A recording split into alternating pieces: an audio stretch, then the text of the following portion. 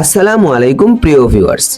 সাম্প্রতিক সময়ে দক্ষিণ এশিয়ার রাজনীতিতে নতুন করে আলোচনা এসেছে বাংলাদেশ, ভারত ও পাকিস্তানের সম্পর্ক। কিছুদিন আগে পাকিস্তানের সরকারি এক কর্মকর্তা বাংলাদেশকে প্রশংসা করে বলেন, বাংলাদেশ আজ একটি স্বাধীন ও সম্মানজনক রাষ্ট্র হিসেবে আন্তর্জাতিক অঙ্গনে নিজেদের অবস্থান শক্ত করেছে।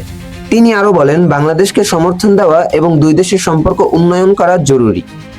এই বক্তব্য বাংলাদেশের মানুষের কাছে ইতিবাচক হিসাবে দেখা গেলেও বিষয়টি ভারতের জন্য মোটেও স্বস্তির ছিল না।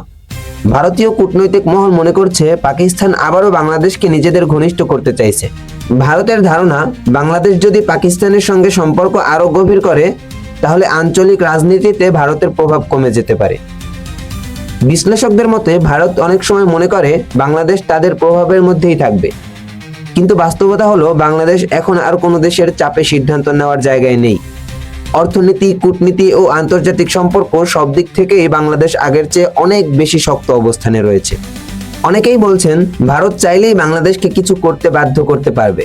এই ধারণা এখন আর বাস্তব নয়, বরং পাকিস্তানের সঙ্গে কূটনৈতিক সম্পর্ক উন্নয়ন ভারতের জন্য একটি বড় কৌশলগত চ্যালেঞ্জ হয়ে দাঁড়াচ্ছে। তাই পাকিস্তানের পক্ষ থেকে বাংলাদেশের প্রশংসা ও সমর্থন ভারত সহ্য করতে পারছে না বলেই মনে করছেন রাজনৈতিক বিশ্লেষকরা।